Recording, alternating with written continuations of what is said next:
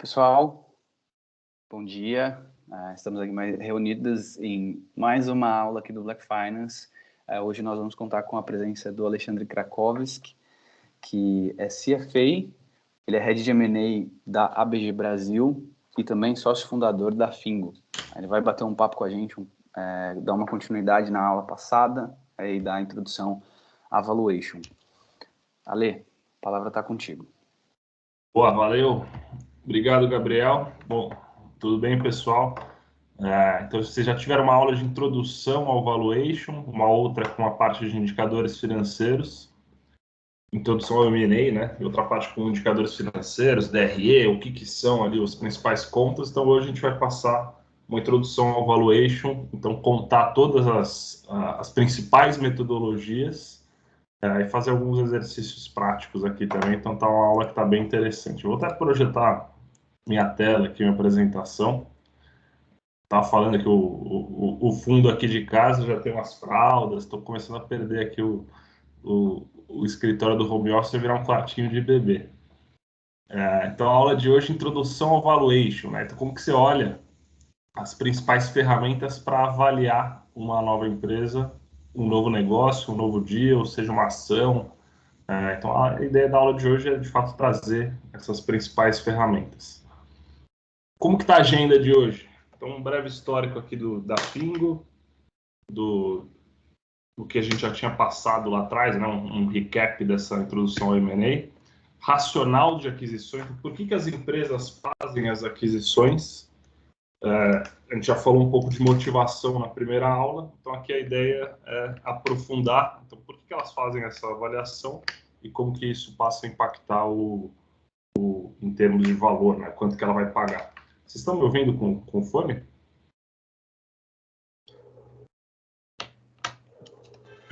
Vocês me escutam?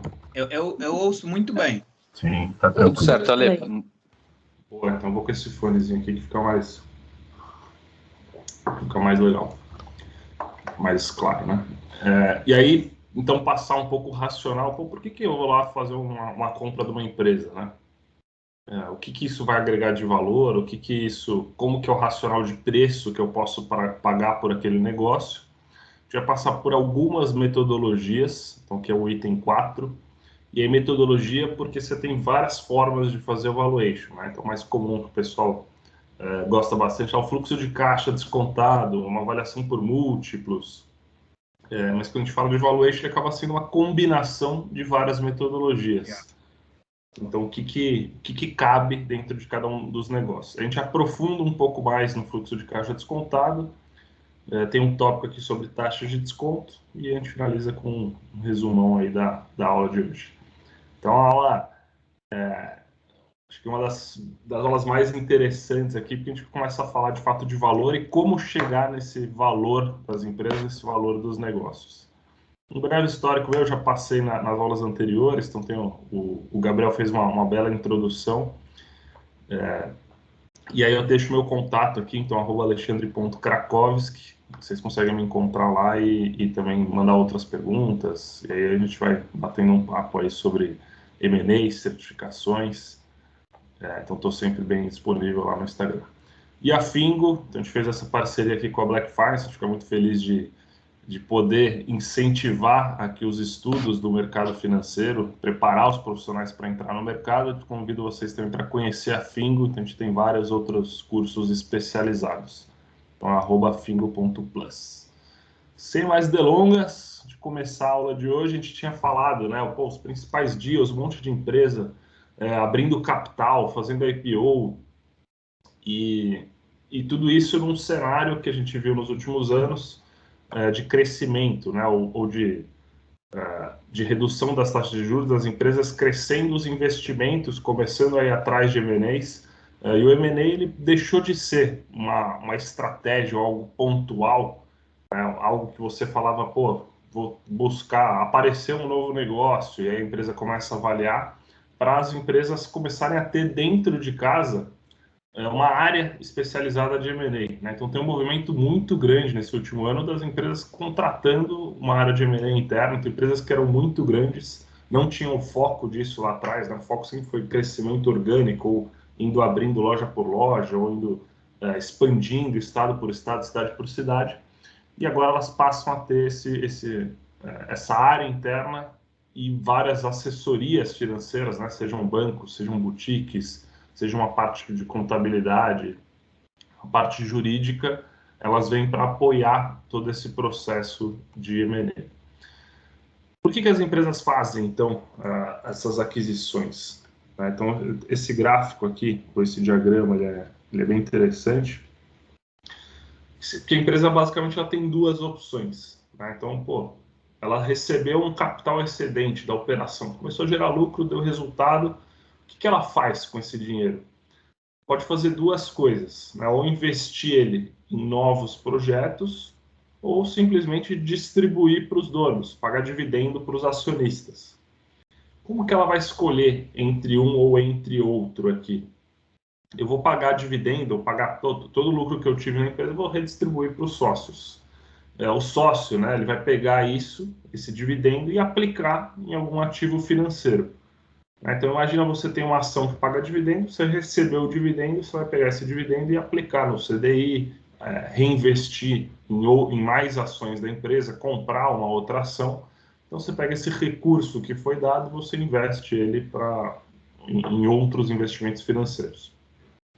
E a empresa tem uma segunda opção. Ao invés de pegar o dinheiro que sobrou e pagar dividendo, eu vou investir no negócio, investir na empresa, investir em novos projetos. E ela só vai investir em um novo projeto, então a decisão de investir em um novo projeto, se o retorno desse novo projeto vai ser maior do que o que eu vou pagar ali de dividendo e o sócio, o acionista, ele vai ter de retorno financeiro.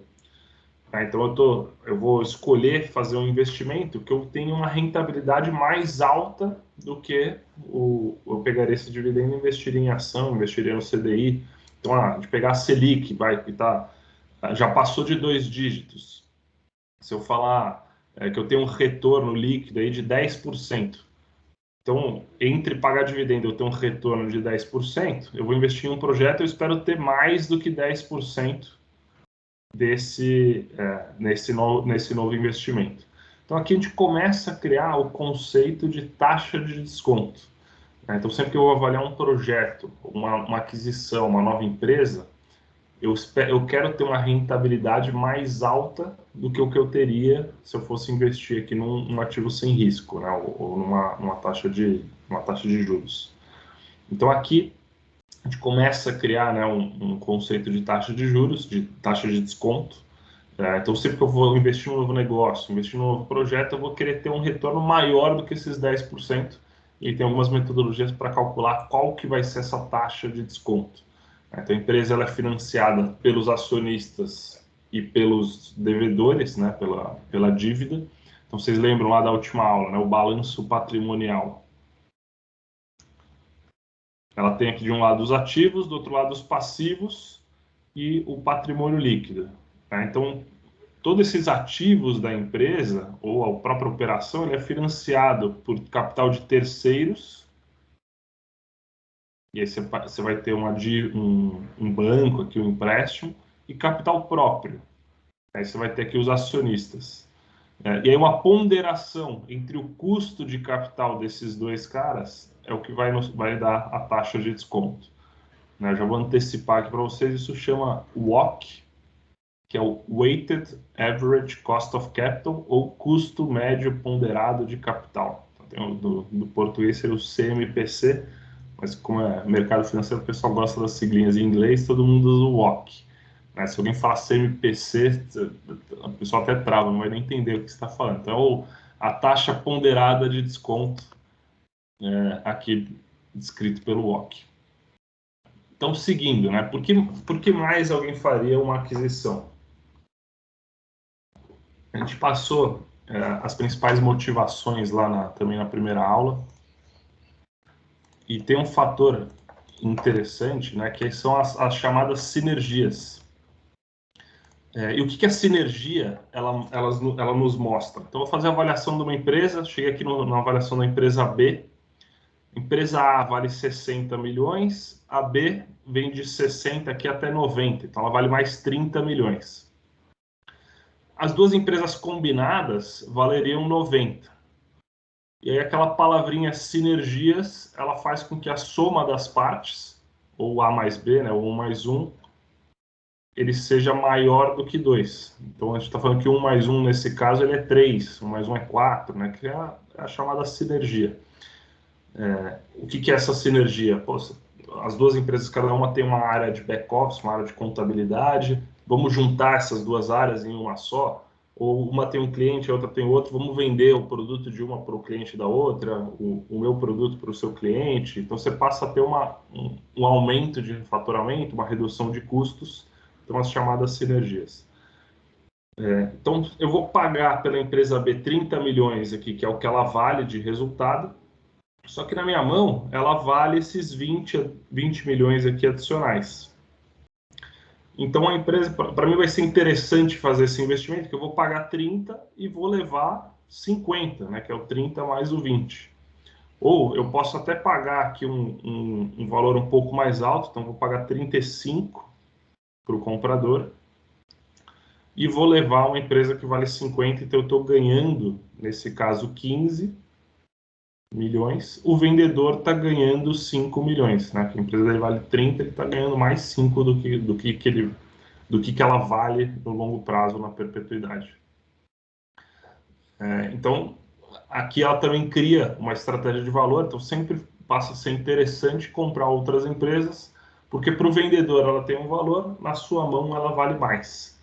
Então isso também vai criando algumas motivações por trás das aquisições, e aí a gente vai fazer algumas análises aqui para como interpretar esse valor aqui de sinergias.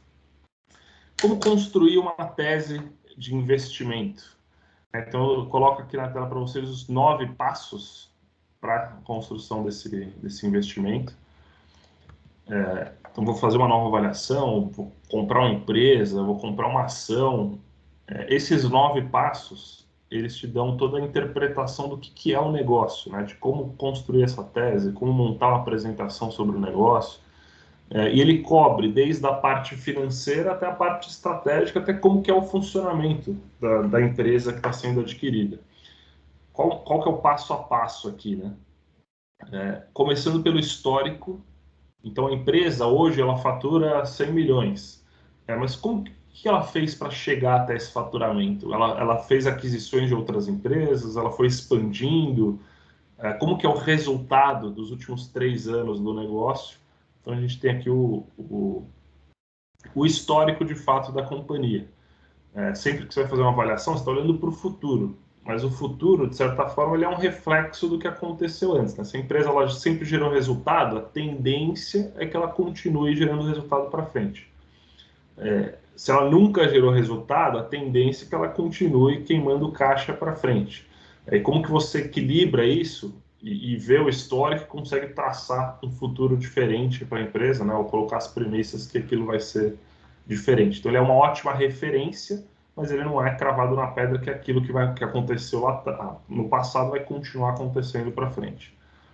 Segundo passo, owners and management, ou os donos, né? Os executivos. Então a gente fala de empresas, ela vende produto, ela tem tecnologia, mas muito por trás do valor do negócio estão nas pessoas. E às vezes você faz um dia uma aquisição, demite todo o quadro de executivos, coloca ali suas pessoas de confiança e o negócio ele começa a perder valor, porque ele funcionava por conta das pessoas que estavam ali, ou do know-how que elas aplicavam, do relacionamento que elas aplicavam. Então é muito interessante, é muito importante você entender quem que são esses executivos e qual que é a relevância deles para o negócio. Né? Você está fazendo uma aquisição, também uma ideia de reter essas pessoas chaves para que o negócio continue rodando, continue funcionando. Então é muito comum em algumas aquisições que você tem uma figura chave ali na empresa, você continuar num período de transição que essa pessoa presta uma consultoria, então o CEO ele continua ali por 2 anos fazendo uma consultoria ou até atuando na operação. Ou você pega o caso de startups que tem um negócio muito no começo, o negócio, o que existe ali numa startup é o know-how dos donos, né? É o que eles conseguiram colocar ali para fazer o negócio funcionar. Então é comum nesses deals de startup você manter ele com uma participação no negócio. Então continua ali com 10%, 15%, ou com umas cláusulas de earn-out, né? Então você faz um pagamento hoje, earn-out, acho que é tudo junto. E que no futuro, né, no momento seguinte, você vai lá e paga um bônus por performance. Então eu estou pagando hoje 50 milhões, e daqui 3 anos, se a empresa atingir um EBITDA de X milhões, ou X%, ou crescer a base de clientes em X, em tanto, tem um adicional de 10 milhões. Então você mantém o executivo dentro do negócio e engajado para atingir esses resultados, para ele conseguir ganhar esse earn-out em 2, 3 anos, ou no momento futuro, depois do negócio acontecer. Então também aqui há um pouco a relevância das pessoas, né? E se a gente fala que o negócio ele existe porque existem as pessoas que estão trabalhando nele, isso está bem avaliado também dentro dessa tese de investimento. A gente passa para o 3 e para o 4, que são os produtos e serviços e o mercado, né? Como que funciona o mercado, a concorrência. Então, você consegue fazer até um slide de cada, os produtos, qual que é o mix de produtos, o principal produto, o principal cliente, os serviços que a empresa presta, e uma visão na sequência de mercado e concorrência, né? Como que é a posição da empresa frente aos competidores. Tem um produto mais premium, tem um diferencial, qual que é o market share que a empresa tem. Então, a gente está desenhando até aqui, né? A gente conseguiu desenhar todo o histórico, os gestores, o que ela faz e como que é a posição dela frente aos concorrentes. Então, antes de entrar no valuation, começar a olhar número, a gente tem uma base aqui já do como que a empresa opera, como que ela funciona. Quinto ponto, análise SWOT. Vocês já devem ter ouvido falar do SWOT, né? Aquele Strength, Weakness, Threats e Opportunities, ou forças, no S, fraquezas, ameaças e oportunidades. Né? E aí isso daqui ele é dividido entre interno do negócio e externo. Então, o que tem em frente aos competidores. O interessante do SWOT, além de entender o negócio, ele gera várias ideias de M&A. Né? Olha isso daqui. Você fala, pô, qual que é a força do meu negócio? Pô, a minha força é um determinado produto, ou são as pessoas, é a tecnologia. Qual que é a força, né, interna que a empresa tem? Você pode buscar outras empresas ou outros negócios que reforcem essa força interna dentro da empresa. Então, ao ir buscar esses negócios que reforçam a minha força, eu vou ficando mais forte no que eu sou. Então, ele gera aqui algumas ideias também de deals e há uma característica do porquê você está comprando aquele negócio, porque ele é forte naquilo que talvez você não seja forte ou tenha uma fraqueza. Então, aqui que entra o weakness. Então, a empresa é forte na distribuição, mas ela é fraca aqui no B2C, ou em chegar no cliente, no atendimento pós a entrega. E aí você tem essa fraqueza, você pode também buscar aquisições que supram essa fraqueza e a empresa fique mais forte aqui, ou entender qual que é a fraqueza do negócio que você está comprando, e aí você tem riscos atrelados a essa fraqueza. Do outro lado, você tem externo, né? Olhando para fora, você tem ameaças, então, de competidores, e oportunidades. Né? Então, vocês lembram, eu coloquei lá na primeira aula, a gente viu, pô, Americanas não, a Blockbuster, ela teve a chance de comprar o Netflix por 50 milhões de dólares no passado, mas não comprou porque achou que era caro. Hoje em dia a Netflix vale mais de 100 bilhões de dólares. Então era uma oportunidade ali e ao mesmo tempo uma ameaça dela migrar para o streaming, ou dela criar essa nova linha de negócio, e aí ela acabou deixando passar essa oportunidade. Então tem uma ameaça externa e tem outras oportunidades. Quando a gente fala de um negócio ou de qualquer empresa, tem um ciclo, né, que é o chamado S-curve. Então começa aqui uma startup, depois uma fase de expansão, depois a gente tem uma fase aqui de maturação, e aí você entra ali no final num declínio. E todos os negócios, todos os setores, todas as indústrias, elas são assim. Você começa crescendo, expande, tem aqui uma fase de reestruturação, um negócio maduro, e depois ele começa a entrar no declínio, né? Então, a curva S. Por exemplo, a Kodak. Fotografia, teve uma fase lá, criou o filme, todo mundo, caraca, o filme começou a expandir, comprar, virou um negócio maduro, líder em fotografia, em câmeras, e aí começaram a lançar outras tecnologias, entrou no declínio, a Kodak não se inovou e aí acabou reduzindo muito aqui o tamanho de negócio. Então, em uma empresa que está madura, ela começa a ver ameaças e oportunidades, ela tem que buscar esses negócios para criar uma outra S-curve, então entrar no novo negócio em crescimento, que vai crescer, entrar na maturidade, depois entrar no declínio. Antes dela entrar no declínio, ela entrar em outro negócio, e é isso que vai acabar dando a perenidade da empresa, né? Então ela sempre está entrando em novas S-curves. A gente pega o caso da Americanas, ela comprou lá todas as lojas da Blockbuster aqui no Brasil, ela tem aqui a loja física. A loja física das Americanas não é mais o que era antigamente, né? Ela já está aqui num nível de declínio, pós-maturação. E aí, o que a Americanas tem feito? Então, ela já está aqui nas lojas online, né? Americanas Online, você já consegue comprar tudo lá pelo site, então ela já está olhando essa outra curva de crescimento. Ao mesmo tempo, ela já está com um negócio lá na frente, que é o AME digital, meios de pagamento, cashback. Então, ela já está olhando essa terceira S-curve, né? E esse negócio, muito provavelmente, ela queima a caixa, que ela está focada em crescimento.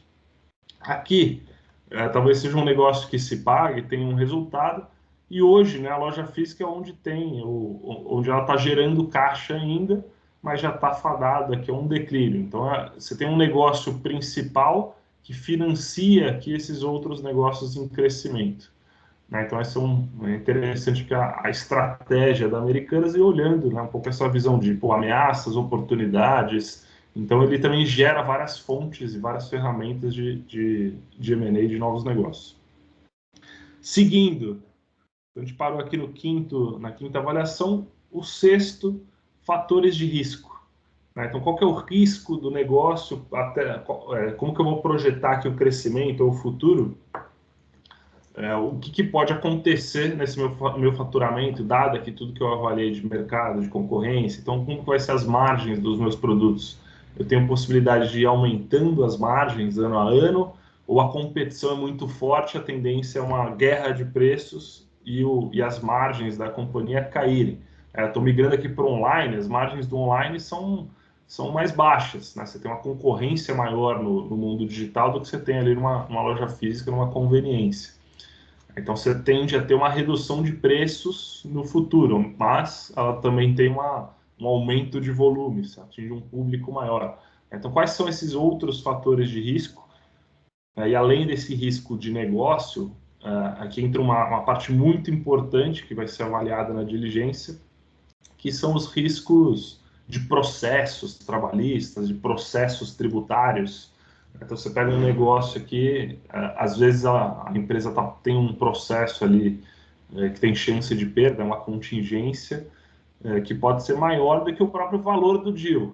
Você está pagando 100 milhões no negócio, você vai ver lá tem um passivo, um monte de processo que pode atingir 60 milhões. Você fala, mais da metade do valuation, eu tenho um risco aqui de ter que pagar multas, pode ter algum problema ambiental, um problema fiscal. Então, entra uma avaliação aqui forte do que são esses riscos da empresa.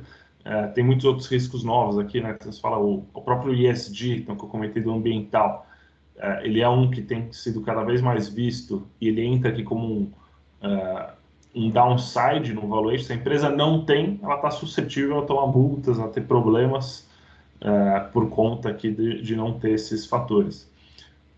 Além do ESG, então tem outras ferramentas de risco, né? Então esses próprios processos, e um que está muito em alta essa parte digital. Então, um cyberataque, uma segurança digital, a lei LGPD, então tudo isso começa a ser avaliado também nesse fatores de risco para entender o negócio. Onde procurar isso, né? Então, as próprias empresas que são públicas, você tem lá no formulário de referência, ou no 20F, né? Então, tem vários relatórios que a empresa divulga, aqueles mais extenso, de 100 páginas, 150 páginas, tem um capítulo só de fatores de risco. Então, você entra lá na qualquer empresa de capital aberto, você começa a ler ali, eles descrevem todos os riscos do negócio, riscos de mudar uma tributação, um regime, ela tem um benefício fiscal e perder isso. Né? Então, você tem várias avaliações e que tem que ser contempladas aqui no modelo, no valuation. Né? Se você tem se a gente pegar ali, por exemplo, Camaçari, na Bahia, então tem vários incentivos para as empresas, para as indústrias que estão lá, para atrair essas indústrias para a região. Então, uma empresa normal, ela pagaria, por exemplo, 3% de impostos, lá em Camaçari elas pagam 1%, ou não paga esse determinado imposto. O que é um risco aqui? De repente o governo voltar atrás, ou assim que terminar esse prazo, e voltar a aplicar essa alíquota de 3%, que é o normal em todas as outras regiões. Então tem uma avaliação aqui de quanto tempo que dura essa alíquota e como que isso se descreve, né, para frente. Aí a gente consegue chegar no SET. Então a gente tem todo esse contexto histórico no valuation. Então, de fato, começar a definir aqui o valor do negócio, né, a perspectiva de futuro desse negócio, e ele está em conjunto com os drivers de valor. Então, o que é uma tendência para o negócio específico que eu estou avaliando? Eu estou avaliando um deal na área da saúde. O que é um driver de valor para a saúde? O que vocês acham que é um driver? Eu já falei bastante aqui, vou passar a bola para vocês. O que vocês acham que é um driver de valor na área da saúde?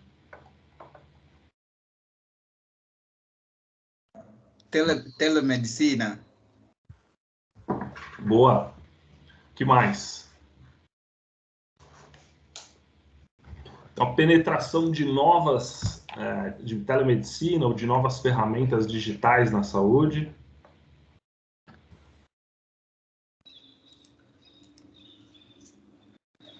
Laboratório? Laboratório ou penetração de laboratório, penetração de... iria até além, né? Penetração de planos de saúde. Então, um pouquinho que tem acesso à saúde no Brasil. Então, o acesso à saúde é um driver de valor. A própria população, quando você olha a população de países mais desenvolvidos, como que é essa população? Ela é mais jovem, ela é mais idosa, mais sênior, né? E o Brasil, ele também está passando por esse processo. Então, a gente pega o Brasil, a faixa etária do Brasil, aquela barriga da pirâmide etária. Então, a gente era um triângulo, então uma população muito mais jovem. Hoje em dia, a gente já está criando uma barriga ali no meio, então uma população mais adulta. Você pega esses países desenvolvidos, a população sênior é muito maior do que a população jovem ou a população adulta. E o Brasil está nessa tendência.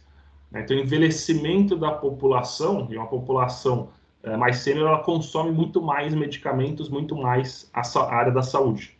Então, você olha para o Brasil, você fala, pô, o Brasil é uma população enorme, uma população que cresce e uma população que envelhece. É o cenário perfeito aqui para um crescimento desses negócios.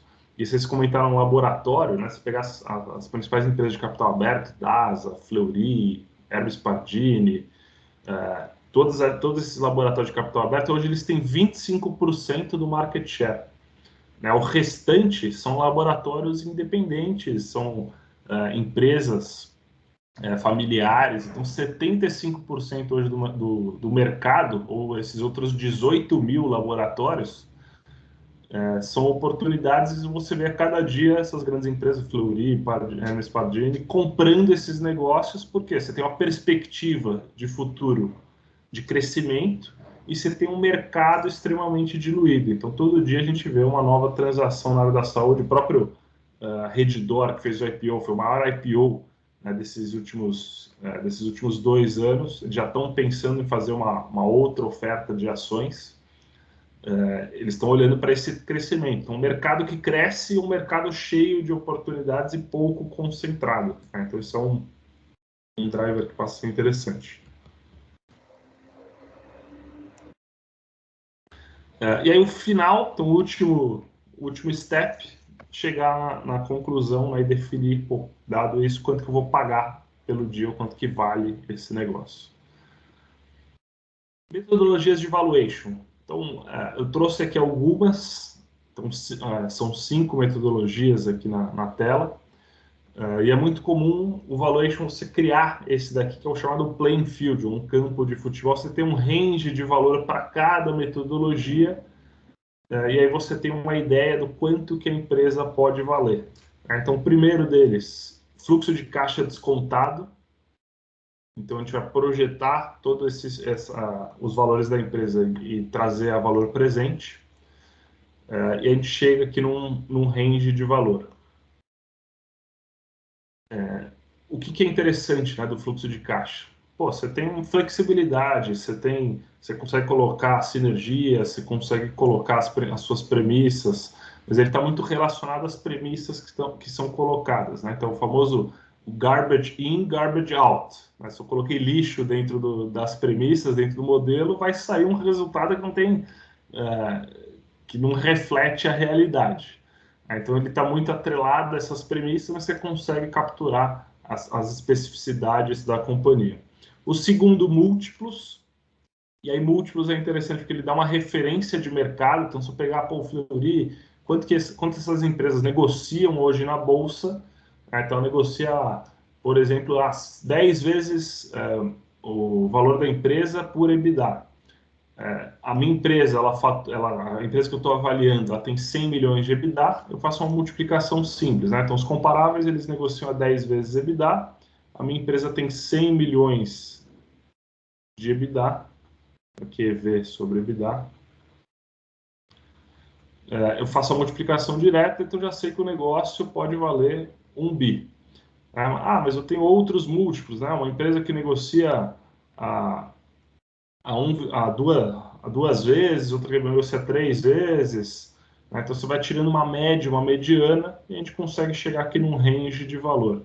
Então, digamos que o múltiplo EV por EBITDA seja de 1,9 vezes a 3,2 vezes. Uma empresa fatura 100 milhões, faço a multiplicação direta aqui, eu consigo chegar num range de 1,9 ou de 190 milhões a 320 milhões. Tá? Então, a gente consegue definir um range olhando também esses múltiplos de mercado, e é uma referência de valor. Você pode pegar o EBITDA, o múltiplo de receita, o múltiplo de lucro líquido, múltiplo de EBIT. Tá? Então, vários múltiplos você também consegue compor essa avaliação. Uma outra muito parecida, né? Múltiplos de transações precedentes, então outros deals que deram certo, quanto que foi pago? Foi pago 10 vezes EBITDA, foi pago 12 vezes, 7 vezes. Então você sabe aqui que é uma referência de que teve negócio. Né? Então, mais do que um comparável, que é quanto que os acionistas, o mercado está precificando a empresa, são múltiplos do que teve negócio, teve um deal que deu certo. Isso aqui você chega também num range de valor. Né? Então, os outros dias foram 7 vezes EBITDA, 5 vezes EBITDA, multiplica pelo EBITDA da empresa que está sendo avaliada, você chega aqui num range de valor.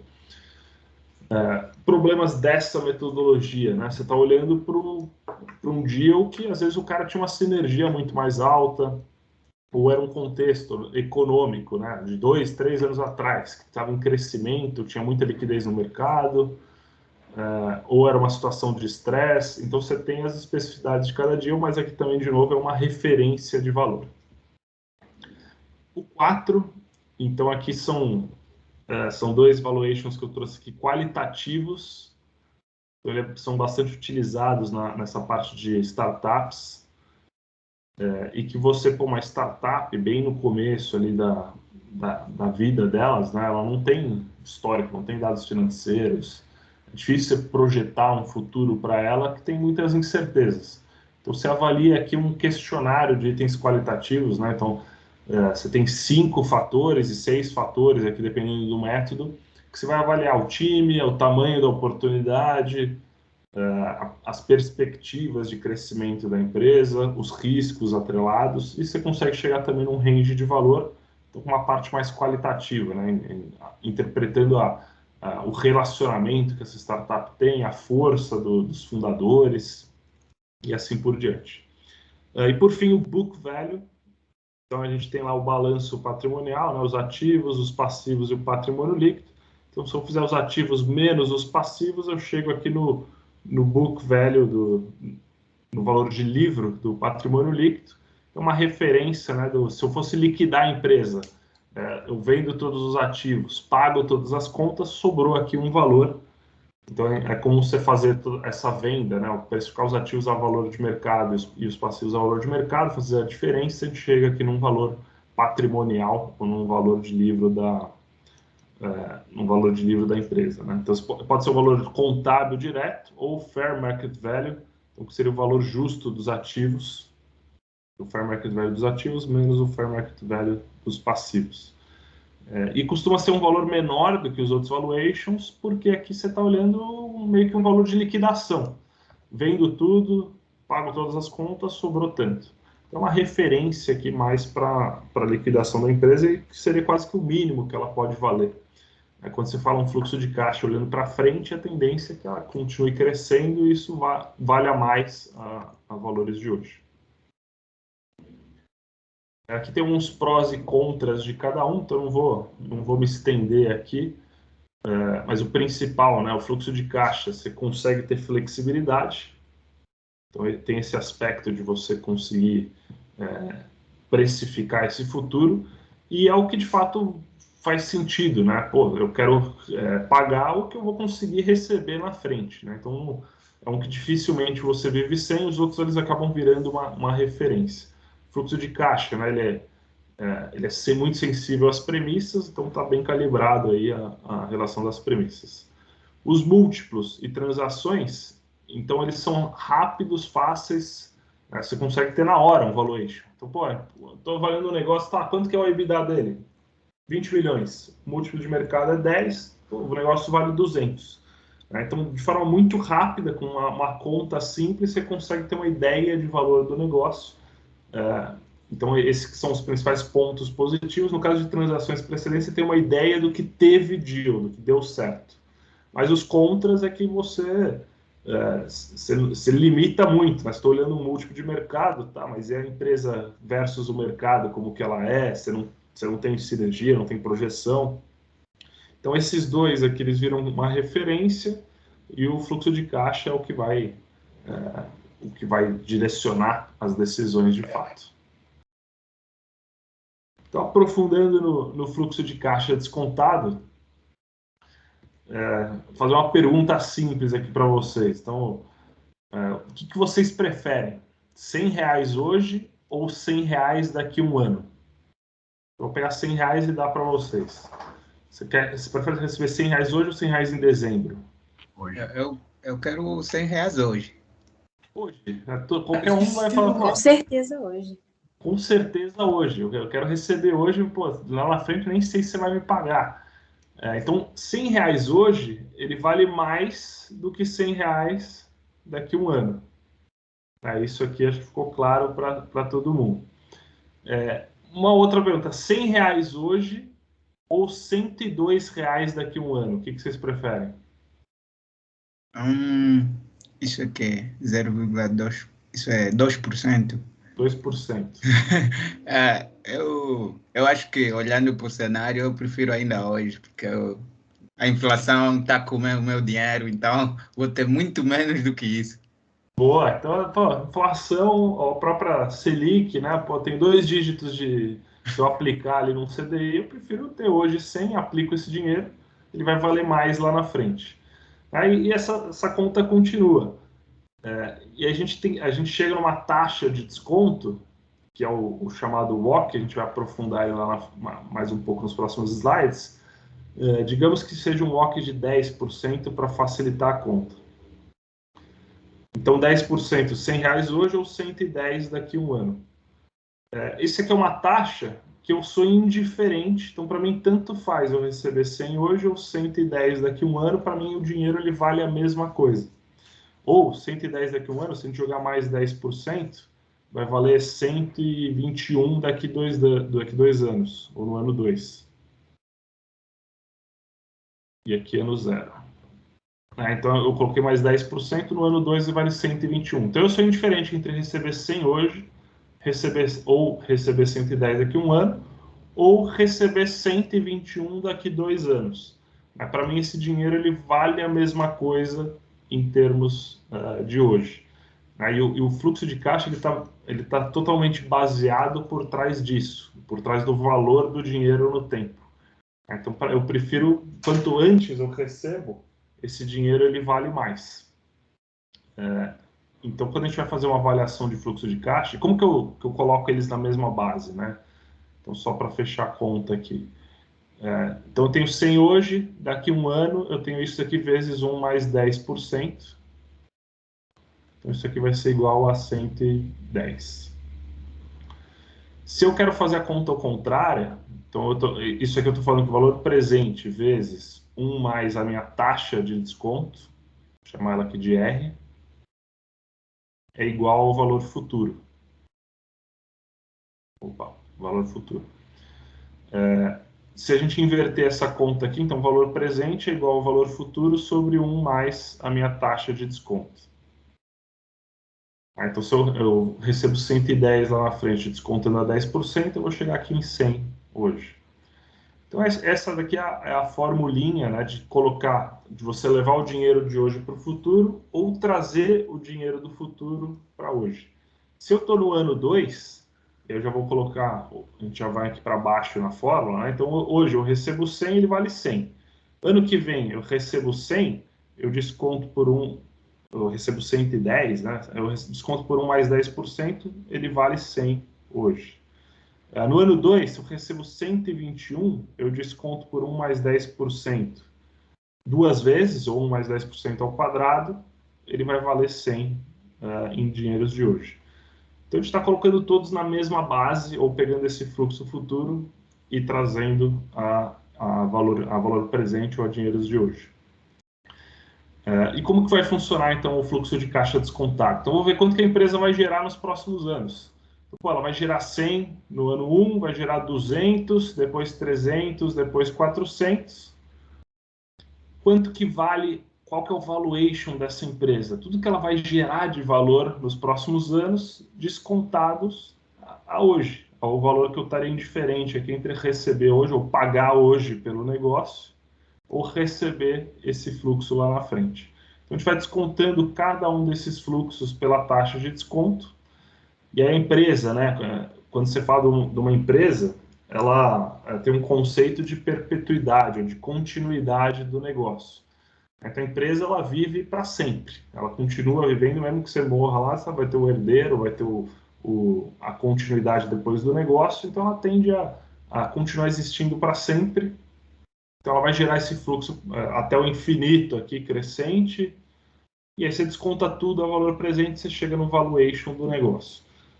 Tem alguns casos específicos que não, estou comprando aqui uma concessão, ela dura 10 anos, então o meu período aqui de projeção vai ser 10 anos, descontar os 10 anos a valor presente, e aí eu chego no valuation do negócio. Então cada caso é um caso, mas de forma geral é considerado aqui a perpetuidade, então que a empresa vai viver para sempre. Mas aí eu tô lá no ano 100, esse dinheiro aqui no ano 100, quando eu vou descontar ele não vale quase nada hoje.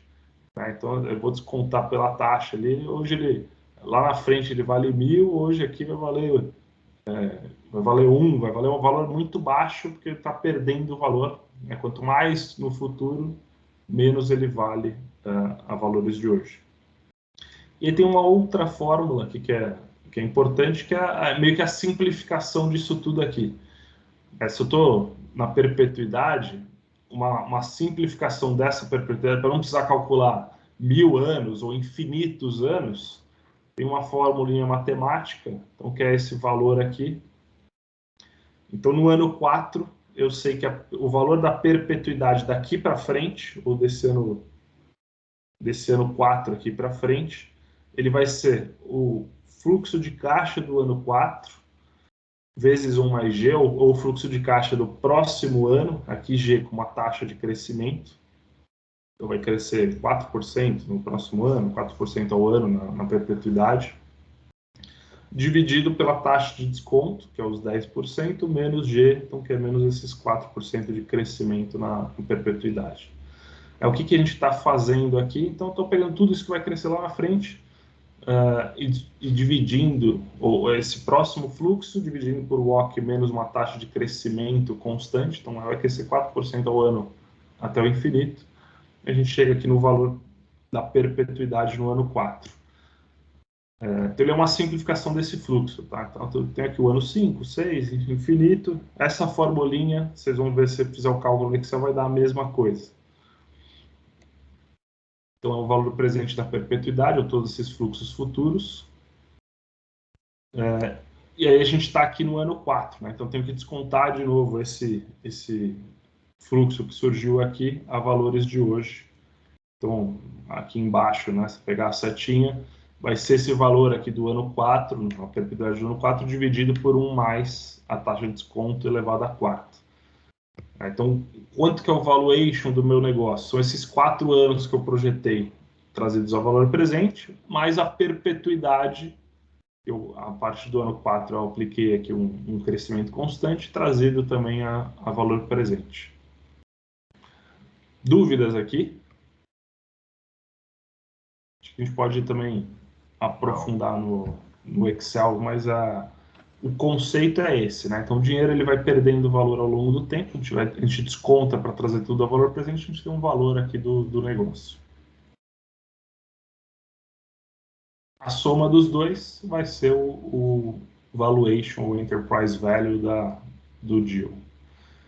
Vocês aprenderam na última aula a demonstração de resultados.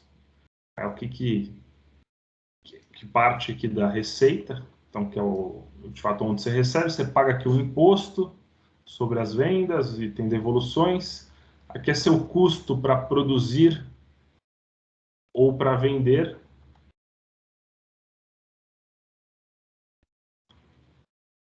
E aqui embaixo, né, o seu custo para administrar. Seu custo para vender e seu custo para administrar. E a gente chega aqui no chamado EBIT, que é o lucro operacional, o lucro bruto, né, da operação, que é também o Earnings Before Interest and Taxes. Então, é o lucro operacional do negócio antes de eu pagar os impostos e antes de eu pagar a dívida. Depois entra aqui custos financeiros. E aí entra imposto aqui de novo, na linha de baixo, até chegar no lucro líquido, que é o nosso bottom line. Então eu recebo o dinheiro aqui em cima, depois eu só pago conta. Eu pago imposto, eu tenho um custo para produzir, depois eu tenho um custo para administrar esse negócio e custo para vender. Chego no meu lucro operacional, e aí eu tenho outros custos, que são os custos financeiros e mais impostos para chegar no lucro líquido. Tá, então como que a gente vai projetar o nosso fluxo de caixa, né, ou projetar os resultados da empresa aqui? Eu vejo o lucro líquido aqui, o mais intuitivo seria eu pegar esse lucro e projetar ele para frente. E ver depois o resultado, trazer isso ao valor presente. Mas esse conceito, né, de DRE, ele não é caixa. Aí eu vou explicar aqui para vocês o porquê. Quando a gente olha esse lucro líquido, ele não diz nada sobre o que a empresa está consumindo de caixa ou gerando de caixa. Por quê? Porque a empresa gerou lá 100 milhões de lucro líquido, ou tinha aqui 1.000 de receita operacional, sobrou 1 bi de receita operacional, sobrou 10 milhões de lucro líquido. Eu tenho com 1% aqui de lucro líquido. Para continuar existindo, a empresa ela precisa investir, ela precisa comprar máquinas, comprar equipamentos, gastar dinheiro com pesquisa e desenvolvimento. Então, apesar de ter gerado um resultado positivo, ela tem que continuar investindo no negócio.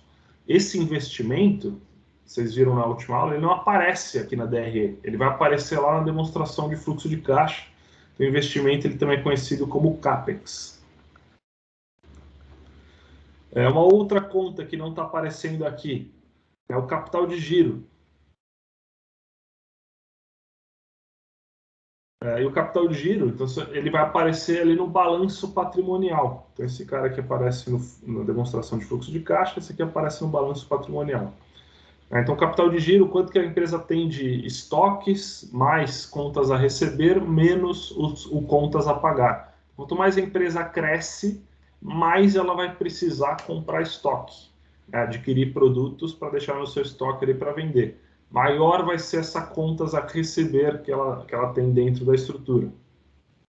E também vai aumentando as contas a pagar. Então, a tendência de um negócio que cresce, ela ir necessitando de mais capital de giro para investir no negócio, ou ter um estoque maior, ter contas a receber maior. Existem casos que a empresa tem capital de giro negativo, então você pega uma Amazon, por exemplo, o estoque não é dela, é de terceiros, ela recebe rápido, né, dos consumidores, demora para pagar os fornecedores, então quanto mais ela cresce, os próprios fornecedores dela estão financiando esse crescimento. Mas não é a regra, né? Se pegar um supermercado ou uma empresa do varejo, ela vai precisar ter cada vez mais estoque para abrir uma outra loja. Então ela precisa de caixa, precisa de dinheiro para financiar aquilo que a gente está chamando de capital de giro.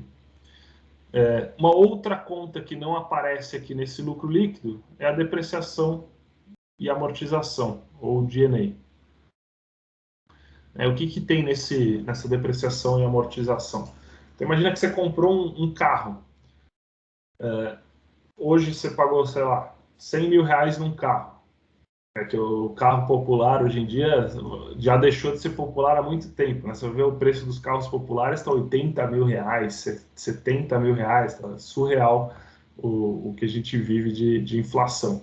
Mas para simplificar a conta, paguei 100 mil reais no carro. Ano que vem você vai ver o preço do carro na tabela FIPE, ele perdeu o valor. Né? Você vai ver o preço de um usado. Então, de 100 mil que eu paguei, ele passou a valer 90. Você já começa a perder. Então, paguei 100 mil num carro novo, no ano seguinte ele vale 90. Daqui 2 anos, você vai ver lá a tabela FIPE, o carro está valendo 80 mil. O que está acontecendo aqui? Isso daqui é a chamada depreciação. Então, o carro está perdendo valor, 10 mil reais aqui por ano, só que você não tem que pegar esses 10 mil e gastar. Né? Eu paguei o carro 100 mil, ano que vem ele vale 90, mas não precisei tirar 10 mil do meu bolso e pagar alguém, ou devolver esse dinheiro. Mas essa depreciação, ela está aqui na nossa DRE, então, ela está aqui dentro. Se é um carro administrativo, ele vai estar aqui dentro. Se é um carro utilizado aqui para venda das mercadorias, ela pode estar aqui dentro. Então, essa depreciação está acontecendo do veículo, da máquina, do equipamento. E aí você tem se é um equipamento produtivo, ele vai entrar a depreciação dele aqui em cima no custo da mercadoria. Se é um equipamento, um escritório, uma mesa, um software, ele vai entrar aqui numa depreciação administrativa. Então eu estou perdendo 10 mil, mas eu não tenho essa saída de caixa. Né? Então eu tenho que, quando a gente fala de o que a empresa está gastando de fato, o que está sobrando de recursos, eu teria que voltar essa depreciação, tirar o CAPEX, ou os investimentos que ela precisa fazer para continuar existindo, e somar ou tirar o capital de giro.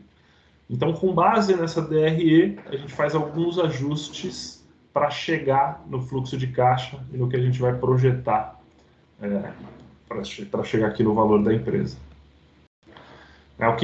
Onde que a gente para aqui? Então, tem aqui o termo cash is king, né? Então é sempre a visão caixa que importa. A empresa pode gerar um EBITDA sensacional, assim, 100 milhões, 120 milhões de EBITDA, mas ela tem que investir todo ano 150 milhões em máquinas, em equipamentos, em novos negócios. Então, ela está queimando caixa, porque tudo que ela gera, ela gasta mais para se manter. Então, é muito importante essa visão de caixa de fato.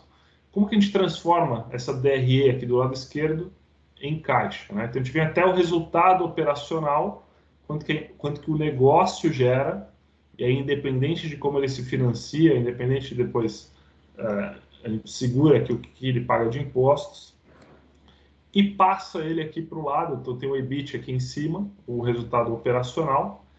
A gente desconta o que tem de impostos, né, que você vai ter que pagar esse IR aqui no fim, não tem jeito. E aí você faz alguns ajustes. Então, a gente volta a depreciação e amortização. Então, eu comentei o exemplo do carro. Você não tem um custo, né, você vai tendo a depreciação, mas esse dinheiro volta. você tira o CAPEX, o que a empresa precisa investir, e você tira ou soma o capital de giro, e a gente chegou no que a gente queria aqui, que é o fluxo de caixa livre. Então, com esse fluxo de caixa, a gente consegue projetar o negócio e consegue chegar no valuation. Então, tem alguns ajustes aqui que são feitos para entender o quanto que está sobrando para a empresa como um todo. Então, qual que é o passo a passo aqui?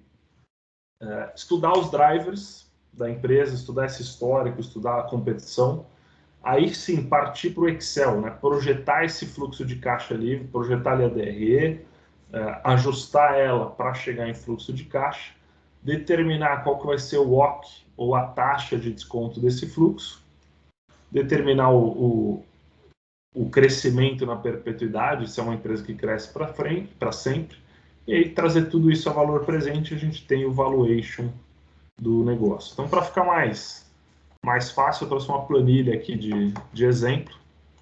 Vou colocar na tela aqui para vocês. Como que seria isso, né? Vocês estão vendo o meu Excel? Tá sim, Lê, manda bala. Sim. Show. Então, a gente tem aqui um histórico, né? Então, os últimos 3 anos aqui de uma empresa fictícia. Então, a gente tem aqui a receita. Então, 150 milhões, depois caiu aqui 140, 128. Tem aqui um valor de despesas suporte. E aí chega aqui já direto no resultado operacional. Então, eu simplifiquei a DRE, mas para a gente fazer aqui algumas avaliações desse fluxo de caixa. Então, tem uma receita aqui ano a ano e tem um EBIT como um percentual da receita. Então, ele está aqui em 7% da minha receita. O que a gente faz com isso aqui, né? Então, vou projetar o futuro, quanto que a empresa vai crescer de receita líquida, qual que vai ser esse resultado operacional como um percentual da receita. E aí a gente faz alguns ajustes nesse EBIT para chegar no fluxo de caixa. Então, igual eu comentei, a gente vai tirar os impostos, voltar a depreciação, porque você não está gastando com o carro, né, que está desvalorizando, tirar novos investimentos, somar ou subtrair um capital de giro, e a gente chega aqui no fluxo de caixa. Então, para esse negócio aqui, para efeito de simulação, vamos colocar que ele cresce 10% ao ano nos próximos anos. Aí você vai olhar o mercado. O mercado, você tem uma recuperação aqui pós-pandemia, então vai crescer 20% nesse primeiro ano, depois você tem uma tendência de crescimento de 10% e ele pode estabilizar em 5% lá na frente. Então, toda essa avaliação prévia é o que vai dar esse crescimento ano contra ano. Tudo que é azul aqui são as premissas, o verde, né, o histórico, e aí o restante aqui são fórmulas então, que estão em preto. O que a gente tem aqui de crescimento? Então, o ano anterior vezes 1 mais esse crescimento ano a ano, a gente vai conseguindo projetar a receita líquida dos próximos anos. No caso do EBIT, eu estou projetando ele como um percentual da receita. Então, se eu manter a média histórica, vou dar igual aqui a média, gravar essa média histórica. Então, eu tenho uma projeção aqui que eu estou projetando o EBIT como um percentual da receita.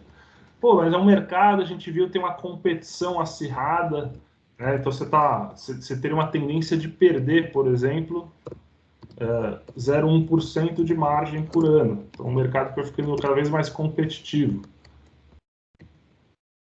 Então, eu poderia fazer aqui o anterior menos 0,1%, e essa margem vai caindo. Ou não, vou tendo um ganho de produtividade, porque a empresa está crescendo, né? Poderia ter um ganho de 0,1% nos próximos anos. Então, aqui como efeito de simulação, mas claro que você vai detalhar muito mais, abrir conta a conta, entender as sinergias, olhar o mercado, e aí isso vai ser uma consequência, né? O percentual que está saindo, uma consequência aqui do resultado. Então, por simplificação, também vou manter a média histórica, só para a gente conseguir ter uma interpretação. Então, estou pagando aqui 34% de imposto em cima desse EBIT. tem uma depreciação e amortização. Então, também aqui por simplificação, coloquei um percentual histórico que ela tem aqui um percentual do CAPEX que está sendo investido. E aí isso tem outras metodologias, né? Fazer um build-up do CAPEX, fazer uma escadinha do CAPEX e calcular essa depreciação. Também acho que é um assunto que a gente consegue aprofundar em outras aulas. Investimento ele é comum ser um percentual da receita, então vou crescendo mais, eu vou investindo mais para crescer o meu negócio. Aqui eu mantive a média histórica também, então 2% da receita líquida. E o capital de giro, então é como um percentual da receita. Então você tem uma média histórica aqui, recebíveis mais estoques menos fornecedores. Tem aqui uma conta histórica que representa aí 15% da receita líquida. Então, mantendo esse mesmo histórico, 15%, como que está meu capital de giro operacional? Então, 15% da receita líquida, ele vem crescendo aqui, vem crescendo ano a ano, que eu vou aumentando o faturamento, vou aumentando o capital de giro. E aí, qual que é a minha necessidade de capital de giro? Então, vai ser o delta entre os 2 anos. Então, eu tinha 17 milhões de recebíveis, mais estoque, menos fornecedores. Esse ano eu tenho 22. Ou vou precisar de 22. Então, eu estou precisando de 5 milhões de caixa. No ano seguinte, eu estou precisando de mais 2 milhões adicionais. Então, é todo esse estoque que eu estou aumentando, contas a receber que eu estou aumentando. Então, vai ter um aumento aqui no capital de giro. A soma de tudo isso, né? Então, essa operação pós-impostos, volta a depreciação, tira o CAPEX, tira ou soma o capital de giro, a gente chega no fluxo de caixa das operações. Então, esse daqui é o resultado e é isso aqui que a gente vai querer trazer a valor presente para entender o quanto que seria o valuation do negócio. Eu tinha comentado para vocês, né? Tem uma formulinha do Excel, que é o valor presente VPL. Então, eu consigo pegar uma taxa, então vou travar aqui essa taxa de WACC, e vou colocar esses valores aqui dos próximos anos, ou dos próximos 5 anos. Eu chego aqui em 15 milhões desses 5 anos. O valor da perpetuidade, então, igual eu comentei para vocês, né? A gente tem aqui o próximo ano, vou calcular aqui em cima. Então, seria esse último fluxo, vezes 1 mais a taxa de crescimento, então estou colocando aqui como 4% de crescimento, dividido pelo WACC menos a taxa de crescimento. Então, aqui vai ser o 15 menos os 4%. A gente chega aqui num valor na perpetuidade, e eu trago essa perpetuidade a valores de hoje. Então, que seria essa taxa aqui. E eu estou trazendo por 5 anos, né? Então seria 1 mais o WACC elevado a 5 anos. A gente tem essa perpetuidade a valores de hoje. A soma dessas duas equações vai dar o valor total do negócio, né? Então, que são esses 5 anos projetados, mais o valor da perpetuidade a valores de hoje. Descontando aqui por 5 anos. Eu tinha comentado para vocês, né? Pô, se eu pegar isso aqui e crescer esse cara, mais a minha taxa de crescimento, né, constante, eu vou crescer 4% para sempre, mais essa taxa de crescimento. Eu estou falando que eu vou crescer aqui, sei lá, mais 100 anos, mas só para simplificar, isso poderia ir até o infinito. Qual que é o valor presente de todo esse fluxo aqui? Então, só para a gente comparar. Taxa de 15% do WACC, trazendo tudo isso daqui que eu coloquei lá para frente. A gente chega aqui num valor muito próximo do que é essa soma, né? Tá vendo? Tem 1 de diferença. Se eu aumentar esse fluxo, mais 50 anos aqui, a tendência é que isso se aproxime, ó, cada vez mais aqui do valor total. Então a gente chegou aqui no mesmo número, tem as casas decimais de diferença, mas para mostrar que essa perpetuidade, né, então é uma simplificação. Quando eu pego esse fluxo, vezes 1 mais o crescimento, dividido por WACC menos G, eu estou chegando aqui no mesmo valor. Então, se eu pegar o VPL aqui do futuro, essa taxa aqui, e todo esse fluxo aqui futuro, chegando, né, na mesma equação aqui do WOC menos G. Então, a simplificação matemática. Eu pego toda essa perpetuidade, continuo crescendo no fluxo até o infinito, ou simplesmente pego esse próximo ano sobre o WOC menos G, a gente chega aqui no mesmo valor, vocês conseguem ver aqui pela fórmula. Então, uma simplificação matemática, mas que a gente chega no mesmo resultado. Bom, então chegamos no...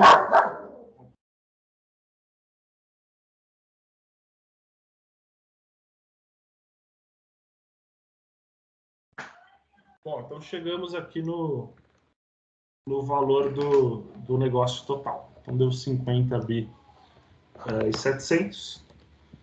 Aí a gente consegue fazer algumas simulações, né? Então tem esses 50 bi e 700. Pô, e se eu colocar uma sinergia? Então eu sou um comprador, né? O meu EBIT aqui projetado é esse, mas eu pretendo ter uma sinergia nessa despesa da área de suporte, reduzir em 20% as despesas que esse negócio atual tem. Então, vou colocar aqui menos 20% dessa despesa que a empresa tem, a Target tem. Né? Então, isso daqui ele já muda o meu EBIT. Então, aumentou em 0,6% aqui o meu resultado. E aí, isso chega aqui num valor total maior, 57. Então, vou colocar aqui com 20% de sinergia de custo. De custo das áreas de suporte, por exemplo. Então, se eu voltar aqui sem essa sinergia, a gente está falando que a empresa vale 50.731. Com a sinergia, ela vale 57. Então, olha a mágica acontecendo aqui. Então, na minha mão, comprador, ela vale 57. Na mão do vendedor, ele tem uma expectativa aí de preço de 50. Então, qualquer range entre esses dois é um range que tem grande probabilidade do deal dar certo. Eu estou pagando mais do que vale na mão dele e menos do que a empresa vai valer na minha mão. Então tem aqui uma avaliação, claro, como comprador você vai querer pagar menos. Tem muita incerteza aqui, será que vai continuar crescendo para sempre esses 4% que eu coloquei? E aí vão sendo ajustadas as premissas em cima aqui do tanto de taxa de crescimento, quanto taxa de desconto, quanto o próprio crescimento da receita. Fala, não, 20% é muito agressivo, vai crescer 5%. O valor já caiu para 43%, se eu coloco um crescimento de receita mais modesto. Então, e assim por diante. Então, o legal, né, do fluxo de caixa é que você vai alterando as premissas, ele vai alterando o resultado. Se eu botar um crescimento mais agressivo, ele até piorou aqui o meu resultado, porque um crescimento tão agressivo, eu estou precisando de muito capital de giro. Então, em termos de fluxo de caixa, ele até piorou o meu resultado. Aumentou muito meus investimentos, eu poderia ter um crescimento agressivo, mas um CAPEX mais baixo. E aí vai tendo essas avaliações, então, para fazer uma interpretação. O que é comum fazer são sensibilidades, né? Então, tem o meu cenário base, tá? O cenário base é esse aqui que eu defini, 20% de crescimento, a recuperação da pandemia, depois 5%, ele estabiliza lá na frente. Sem sinergias, então tem uma visão de 50 milhões de valor aqui para o vendedor, e a gente consegue fazer algumas sensibilidades, né? Então, as mais comuns é você fazer uma variação de WOC, então mais ou menos 1% aqui no WOC que eu estou calculando, e variação desse crescimento na perpetuidade. Então, mais ou menos 1% aqui também, para a gente ter uma ideia de valor. Qual que seria o valor, então, da empresa aqui, o nosso cenário base? Então, o valor presente de WOC, esse fluxo aqui, o valor presente mais o valor dele na perpetuidade. Então, o que seria o valor da perpetuidade? Seria esse cara aqui, vezes 1 mais a minha taxa de crescimento. Eu vou travar a linha aqui da taxa de crescimento, dividido pelo WOC que é esse cara aqui do lado, menos a taxa de crescimento. Eu estou travando a coluna e travando a linha. E eu vou descontar todo esse cara aqui em 5 anos, né? Então, dividido por 1 mais o OC, travar a coluna, elevado a 5. Eu fiz uma fórmula gigante aqui para caber tudo dentro de 1, mas cheguei aqui nos mesmos 50,731 que eu tinha colocado lá atrás, né?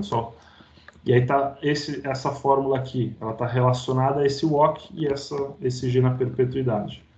Então, se eu replico ela aqui para as outras linhas, eu colei como fórmula, aqui eu tenho um WOC de 14 e um G de 3, aqui eu tenho um WOC de 16 e um G de 5.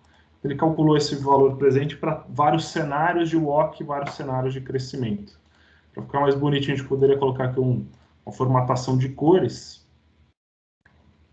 Vou pegar aqui um bem aparente aqui para a gente fazer a avaliação, né? O que está acontecendo aqui? O negócio ele vale entre 43 e 61. Então, aquele range lá do playing field, com o fluxo de caixa, a gente conseguiu chegar nesse range de valor. Qual que é esse menor range aqui? Então, eu estou descontando uma taxa muito alta e com crescimento muito baixo. Então, esse é o pior cenário. Qual que é o melhor cenário? Eu desconto pela menor taxa possível e a empresa cresce muito lá na frente. Cresce 5% ao ano. Então, cheguei aqui em 61. E o meu cenário base, que é os 50. Então, está aqui o cenário base. Se a gente fizer a mesma coisa com sinergias, eu vou adicionar ali 20% do meu custo fixo. E aí eu passo essa planilha aqui também para vocês. Então, já mudou aqui, né? Foi para 49 a 69 com sinergias. Sem sinergias, 43 a 61. E aí, com esse modelo, então, é possível fazer várias simulações e ter uma ideia aqui de valor, né? Então, com esse conceito de caixa, e aí que torna a modelagem algo interessante. E é muito difícil, né? Você fala, pô, então, o que é o valuation? Ele é uma ciência ou ele é uma arte? Eu lembro de uma palestra que eu tive com o Damodaran. Então, Damodaran, não sei se todos conhecem, considerado o papa do valuation, um indiano, o PhD, ele dá aula lá na New York Stern University, no MBA de Nova York, né? Então, ele tem vários cursos online, também tem um canal no YouTube, tem bastante conteúdo para quem quiser aprofundar. E o Damodaran, quando ele esteve aqui no Brasil, eu participei lá de uma palestra, depois tirei uma selfie com o Damodaran. E ele fala muito essa questão do valuation. O que é o valuation? Né? Ele é uma ciência ou ele é uma arte? Ele é uma ciência, se você olhar para o... que são contas matemáticas, né? Tem um conceito, tem uma contabilidade por trás, tem fórmulas. Ele poderia ser considerado uma ciência nesse sentido. Ou ele é uma arte, porque você tem todos esses números, eles estão baseados ali nas premissas que estão sendo colocadas. E qual que é a história por trás das premissas que você está contando, vai crescer 20% ao ano ou vai crescer 10% no próximo ano, que faz com que aquele fluxo seja verdadeiro. Então, tão importante quanto a ciência é você ter uma boa história por trás dessas premissas, e uma história que justifique que aquelas premissas são possíveis de acontecer, e que você está pagando um valor justo, porque é uma história que está sendo bem contada. Então, ele falava que no MBA você tinha um cara que era 100% analítico e um outro que veio de uma área de direito. Ele falava que quem fazia os melhores valuations era muito mais fácil, né? Você ensinar um bom valuation para um bom contador de histórias, ele aprender a parte algébrica da coisa, do que você ensinar um cara que era 100% analítico, 100% cálculo, a contar uma boa história. Os dois são possíveis, mas é um pouco esse equilíbrio entre os dois e você colocar um cenário que consiga refletir essa realidade do futuro. Por a gente estar falando de futuro, né, sempre tem muitas incertezas, então você colocar um preço, né, uma premissa que de fato justifique o que vai ser pago, e a gente chega nesse cone do futuro. Então, é possível eu colocar aqui no meu modelo que vai crescer 30%, sem precisar de capital de giro, com investimentos baixos, é possível. É plausível? Nem tanto. É mais plausível crescer 20%. O que é o mais provável? Né? O mais provável é crescer 5%, é perder margem, porque tem competição. E você tem um cenário preferível também, né, que é o que você quer pagar, o que você está disposto a pagar. Então a gente fala de fluxo de caixa, ele é essa combinação e esse olhar para o futuro. Então, no futuro você tem muitas incertezas, como você reduz riscos? Né? Pagando o mínimo possível, refletindo uma taxa de desconto que seja adequada para o risco daquele negócio, né? e colocando boas premissas, então, nessa avaliação. Breve resumo aqui da taxa de desconto. Então eu falei, para eu pegar um investimento em renda fixa, eu vou ter uma taxa de desconto mais baixa, vou investir em ações, eu vou querer um retorno mais alto, que tem um risco mais alto. Para um private equity, eu vou querer um retorno ainda mais alto, porque eu tenho um risco mais alto. Então, quanto maior o risco, maior a taxa de desconto. A gente viu lá, se aumenta a taxa de desconto, o fluxo ele vale menos a valor presente. Se você diminui a taxa de desconto, ele vale mais. Então, quanto maior o risco do negócio, você vai aumentando a taxa de desconto para refletir esse risco. Tem essa metodologia aqui de cálculo do WOC, que é uma ponderação. Eu trouxe esse aqui de um material do Santander, do case da Whirlpool. Isso aqui é uma OPA, que é uma oferta pública de ação. Se vocês pesquisarem no Google, laudo de OPA, da CVM, vocês vão encontrar vários relatórios como esse aqui do Santander, e são cases que são muito interessantes, porque você vê todo o contexto, toda essa avaliação que eu falei, avaliação de mercado, de produtos e serviços, projeção de fluxo de caixa, comparáveis, múltiplos, para um case real, e ele detalha ali, porque como é uma oferta pública, eles são obrigados a divulgar esse laudo, né? Então você consegue consultar, você está fazendo uma avaliação num setor específico, tentar procurar uma OPA que foi daquele setor, você já tem uma boa base ali para começar a avaliação do segmento, do setor, do valuation, né? Empresas de capital aberto, a área de relações com investidores. Você entra lá, tem muito material também de setor, de dinâmica, né? Então é sempre bom começar por um desses comparáveis. Como que está sendo essa ponderação aqui? Dívida e aqui o custo de capital próprio. Então, o que eu falei lá, é como a empresa se financia. Você tem um ativo, passivo, patrimônio líquido. Vai ser uma combinação aqui de capital próprio e capital de terceiros. Custo da dívida é o custo que a empresa gasta para tomar uma nova captação, uma nova dívida. Eu pago CDI mais 2%, CDI mais 110% do CDI. Qual que é o custo de captação da empresa pós-impostos? Que a dívida, ela tem quanto mais se aumenta de dívida, você paga menos imposto, você vai pagar os juros da dívida e depois você paga os impostos. Lembra lá da nossa DRE, você tem aqui despesas financeiras e depois vem a tributação. Então é interessante ter dívida na empresa porque ela reduz o que você paga de imposto, até certo nível, né? Então a gente faz esse cálculo aqui pós-impostos. E do outro lado, o custo do capital próprio, de forma simplificada, o que é esse custo para você investir em ações? Você tem uma taxa livre de risco. Então, aqui no Brasil, né, é uma referência. O que é a taxa livre de risco? A taxa dos Estados Unidos mais um risco país. A gente tem se eu fosse investir numa taxa livre de risco, meu retorno mínimo seria aqui 6%, 7%. Então, o mínimo, eu já parto dessa base. Mais um prêmio de eu estar investindo em ações, né? Eu estou investindo em um recurso que tem um risco. E aí ele é calculado por um prêmio de mercado e um beta vezes um beta. Esse beta está relacionado ao setor. Então, setores com risco maior vai ser um beta maior do que 1,5, 2, 1,1. Um setor mais defensivo, um beta normalmente é menor do que 1, 0,7, 0,8. Então, varia muito. Então, tem essa soma aqui desse risco, chega aqui num prêmio, né? Então, eu pretendo receber 7 mais um prêmio de investir em ações, por exemplo, 5 e um beta de 1,5. Então, mais 7,5, estou chegando aqui em 14,5, comparado ali meus 10, eu vou ponderar os dois, a gente chega no WOC.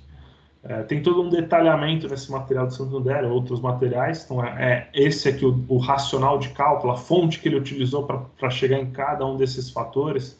Então aqui ele pegou a média dos Estados Unidos de 10 anos, aqui ele pegou o EMB+, o beta ele usou com base na mediana de algumas comparáveis, né? E o próprio site do Damodaran, ele tem todos esses indicadores e vocês conseguem olhar. Vou colocar aqui na tela. A fonte de base de dados é também bem utilizada pelo mercado, né? Então você entra lá no site do Damodaran, se alguém acha o site e consegue colocar no chat para o pessoal. Mas lá vai ter todas essas métricas de consulta, inclusive de referências de mercado, né? Então, Damodaran Online, eu venho aqui em Data, Current Data, e aí tem aqui todos esses, prêmio por mercado, o beta por indústria. Então, tem várias tabelas auxiliares. Então, a gente pega aqui o Brasil, ele já dá aqui qual que é esse prêmio esse Country Risk Premium, aqui segundo o Damodaran, 2,97. Aí ele tem várias tabelas de consulta, então, que acabam sendo bem utilizadas. O que o Santander usou aqui? Tipo, a Risco País, ele usou 4,18. Ele usou o EMB+, esse relatório ele é mais antigo, então que o país também tinha um risco maior na época que ele foi feito. Então, todas as variáveis são ajustadas, chega aqui numa taxa de desconto. Então, mais de forma conceitual, vocês entenderem o que está por trás dessa taxa, né? O quanto que eu tenho de custo de dívida e quanto que eu tenho de custo para investir em ações, que vai ser quanto eu tenho de retorno numa taxa livre de risco, mais um prêmio. Então, que é basicamente esse gráfico aqui. Quanto eu tenho de retorno aqui para investir em bonds, mais um prêmio para investir em ações, ou um prêmio para investir em private equity, e assim por diante. Um exemplo aqui de cálculo desse WOC. Então, é o custo da dívida, o peso da dívida pós-impostos, mais o custo do equity, o peso do equity na estrutura. Então, a empresa que tem 10% de custo da dívida, 15% de custo do equity, 40% de dívida dentro da estrutura, como que seria esse cálculo aqui? Então, seria 40% aqui é o peso da dívida, 10% é o custo dela, pós-impostos, considerando 30% de imposto nesse exemplo, mais o custo do acionista vezes o quanto tem de ações, né? Então, é 40% dívida, a diferença, os 60%, vai ser ações. A gente coloca tudo isso na formulinha do WOC. Nesse exemplo aqui, eu cheguei em seria aqui 0,028 na dívida, mais 0,09 nas ações, que dá 11,8% de WOC. Tudo bem? Então, um resumo da aula de hoje. A gente passou por vários tópicos. Até antes da gente finalizar a aula, eu acho que eu tenho aqui essa mesma OPA aqui do Santander. Deixa eu ver se eu pego aqui e abro para vocês. Para vocês terem um exemplo, né, do que eu estou falando. E aí, acho que vale deixar também aí o link, vocês conseguem fazer uma consulta depois. Então, essa aqui é uma avaliação mais antiga da Whirlpool, que passa por essa avaliação, né? Então, ele tem a avaliação lá de fluxo de caixa, qual que é o range, tem uma avaliação aqui do preço médio das ações dos últimos 12 meses, então também é uma outra metodologia que a gente não abordou, e o patrimônio líquido, então, que é uma referência de preço. Aqui, umas informações do Santander, aí começa a falar aqui macro, cenário macro, o mercado, a avaliação do mercado, você vê, a Whirlpool vende aqui a linha branca, né, geladeira, máquina de lavar. O que é um driver do setor? É a penetração desses eletrodomésticos em domicílios. Então, você vê aqui a máquina de lavar, 44% das famílias tinham máquina de lavar em 2009, já aumentou para 58%. Então, esse aumento dessa penetração faz com que a receita da empresa aumente, ou tenha uma perspectiva de continuar crescendo olhando para o futuro. Aí tem o histórico da empresa, geografia, produtos e serviços, as informações financeiras históricas, e aí começa aqui tem uma descrição das avaliações que foram utilizadas, né, a escolha pelo fluxo de caixa.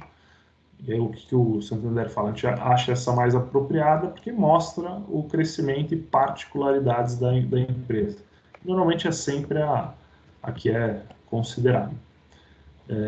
Aqui, igual eu falei para vocês, né? Pô, parte do lucro operacional, pós-impostos, e aí faz alguns ajustes para chegar no fluxo de caixa livre. Volta a depreciação, tira o CAPEX, faz um ajuste de capital de giro, a gente chega no fluxo de caixa livre da Whirlpool.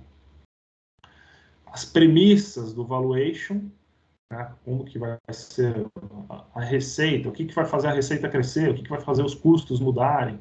Então tem todo o detalhamento aqui do que o Santander considerou de premissas. Eu fui de forma mais simples, 10%, 20%, mas isso aqui é o que está por trás, né? Então, pô, tem um reequilíbrio de preços, tem a inflação, você tem um mix de produtos, então tem várias formas de chegar em um cálculo mais detalhado. E a projeção que o Santander faz de receita, de volume, custos, tal, o próprio WACC, e aqui um resumo do valuation, igual a gente fez lá, né, o valor presente do fluxo projetado.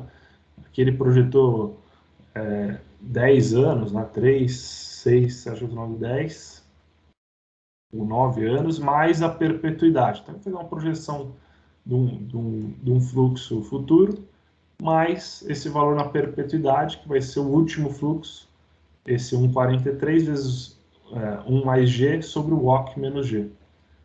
Aqui o valor da perpetuidade chega em já descontado o valor presente, 1,5. E o valor, então, ao Whirlpool vale 4,2 bi, segundo essa avaliação do Santander. Aqui aí tem um backup das outras avaliações, né, e um resumo aí de quem construiu esse relatório. Então, são relatórios que são bem interessantes. Ele aprofunda, né, de forma mais prática essa aula que vocês viram aqui, vale a consulta e até o entendimento. Pô, estou vendo uma empresa no setor de energia, vamos dar uma olhada lá se tem alguma OPA de outras empresas do segmento. Então, resumão da aula de hoje, a gente passou por uma introdução, né, por que as empresas fazem M&As, e essa chave das sinergias que faz com que o seu valuation também seja atrativo, né, para os dois lados. Diversas metodologias, então sendo o fluxo de caixa, de fato, o que você vai receber de retorno, então ele é o grande driver de resultado, de valuation, o resto são referências, mas que te mostra aqui um campo de jogo, ou playing field, onde que você pode brincar ali de valuation e depois fazer uma oferta para o vendedor. Se é um processo competitivo, a tendência é que você sempre precifique um pouco mais alto ou dê um pouco mais das suas sinergias, porque tem outros interessados pelo negócio. Se ele é algo exclusivo, você está numa negociação bilateral, a tendência é que o comprador consiga ter uma divisão melhor dessas sinergias ou ficar com mais dessas sinergias nessa avaliação. Sempre lembrar que cash is king, né, ou a gente sempre fala de fluxo de caixa, não de lucro líquido, não do resultado da empresa. Então, ela pode ter um lucro líquido positivo, mas queimar a caixa, precisar investir, precisar de capital de giro. Então, é sempre avaliação com esses ajustes, o que está sobrando para os acionistas, para a dívida e para pagar as dívidas e para distribuir depois em dividendos. E a taxa de desconto, então, que é muito importante, que ela reflete o risco do negócio, né, e uma taxa mais alta, um valuation menor, uma taxa mais baixa, um valuation mais alto. Então, sempre também entra aqui uma simulação desses cenários que está sendo projetado para conseguir chegar no valuation. Então, os três principais fatores para a gente encerrar a aula de hoje, o que importa, de fato, nesse fluxo? Primeiro, quando que vão acontecer esses fluxos? Então, o timing ele é importante. Então, a gente fala de timing. Quanto antes você recebe, melhor, ou com as projeções de curto prazo, elas têm mais valor. Segundo, o risco. relacionado a ele, e a taxa de desconto ela vem para refletir esse risco. E terceiro, o próprio fluxo de caixa, né? Então, as incertezas que você está colocando, as margens que você está colocando, e a dimensão de caixa, né? Não de lucro, mas em termos de caixa, quanto que sobra a cada ano. Então, com esses três fatores, né? O fluxo, o timing e a taxa de desconto, vocês conseguem completar um valuation e aí vira uma parte mais negocial ali quando a gente fala de M&A, ou uma comparação com o que o mercado está pagando no caso de uma ação. Pô, a ação está valendo R$10 por ação, eu fiz o valuation aqui, deveria valer 12. Então você tem uma ideia aqui de quanto que vale a empresa e que se ela está subavaliada, eu vou comprar mais ações, se ela está sobreavaliada, eu vou vender a minha posição e ir para alguma outra ação. Tudo bem, então a gente fecha a aula de hoje, deixar aqui mais um tempinho para umas perguntas e o contato aqui da Fingo, agradecer o pessoal da Black Finance pela oportunidade de deixar o contato, para a gente continuar crescendo o conhecimento e os profissionais do mercado financeiro. Dúvidas? Ale, obrigado por mais uma vez, mais uma aula muito especial. E eu queria pedir para que, se alguém tivesse alguma dúvida, por favor, abrir a câmera ou levantar a mão e fazer a pergunta aqui. Acho que a gente está no chat, a ideia é realmente aumentar a interação. Então, por favor, pessoal, fiquem à vontade. Vai lá, Lucas. Minha câmera não funciona muito bem, meu PC é antigo pra caramba. Mas, sem problema.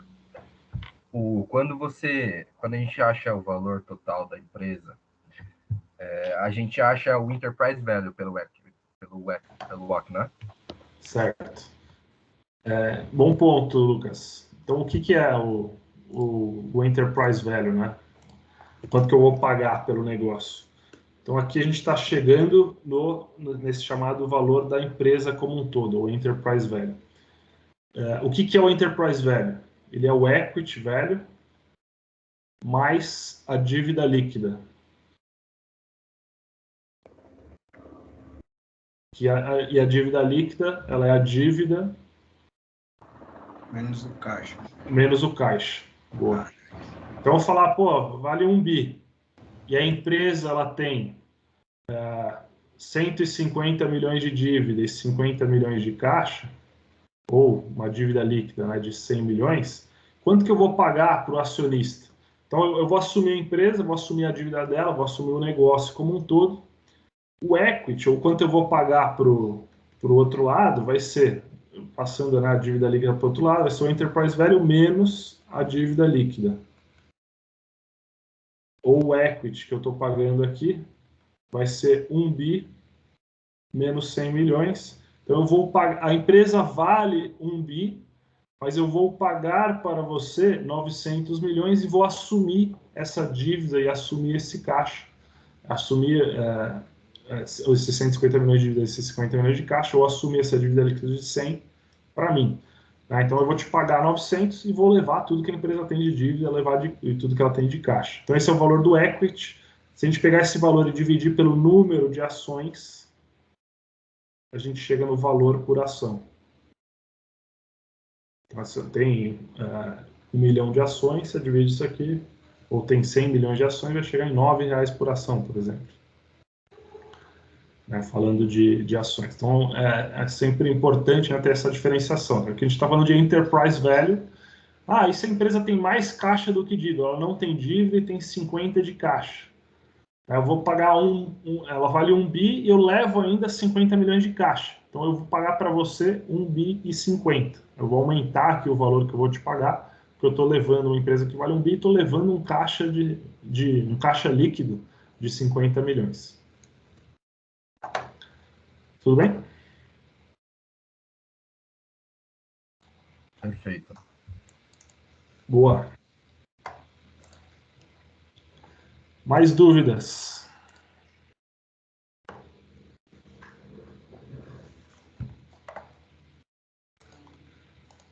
Fechado por hoje? Temos mais alguma?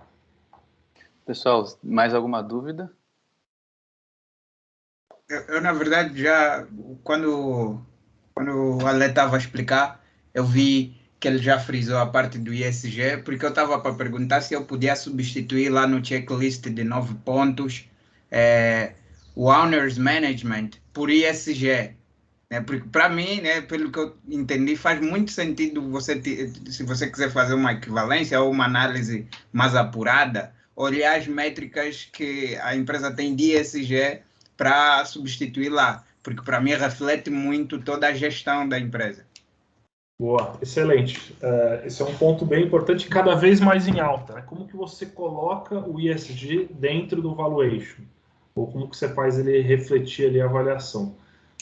Tem duas formas quando a gente fala de um valuation dessa precificação. Né? A primeira delas, se a empresa não tem bons ESGs, ela pode estar suscetível a multas. Então, isso pode ser um problema de risco para a empresa na frente. Então, uma multa ambiental, tomar outros problemas.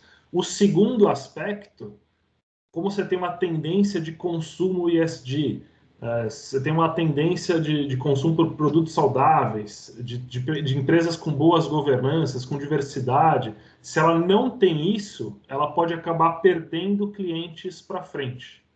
E aí isso vai impactar a sua projeção de fluxo de caixa. Então, meu produto ele tem um problema com o meio ambiente, então os consumidores vão parar de consumir ele, ou eu vou começar a perder margens desse produto. Então, isso vai refletir esse fluxo de caixa olhando para o futuro.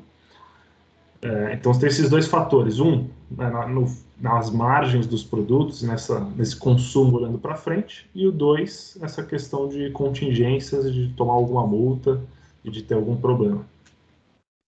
Isso é até interessante, porque hoje em dia ainda tem uma outra questão dentro do ISG, que algumas pessoas-chave de várias organizações vêm falando, né, que é a parte de diversidade e inclusão dentro dos critérios de ESG para avaliar a empresa, porque já não se pode somente avaliar pela geração de caixa, mas sim pelas questões de sustentabilidade dentro das empresas.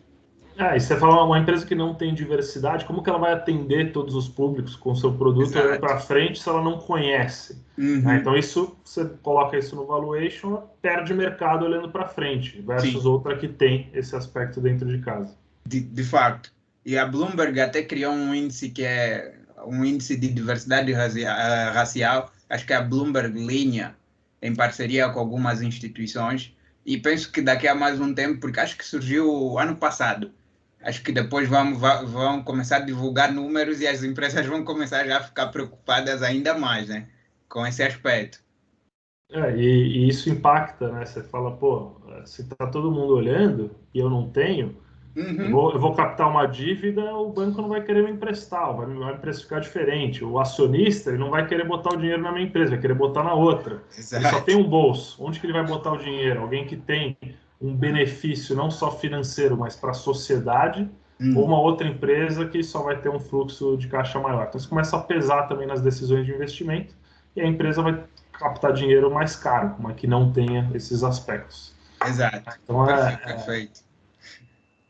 Eu acho legal fazer um comentário que no ano passado a B3 emitiu um bond, acho que o Itaú foi um dos coordenadores líderes, foi um green bond, em que eles não tinham uma métrica green, né? Então eles não estavam tão preocupados em colocar essa parte que envolve a natureza, mas o bond foi um dos primeiros bonds socials aqui no Brasil.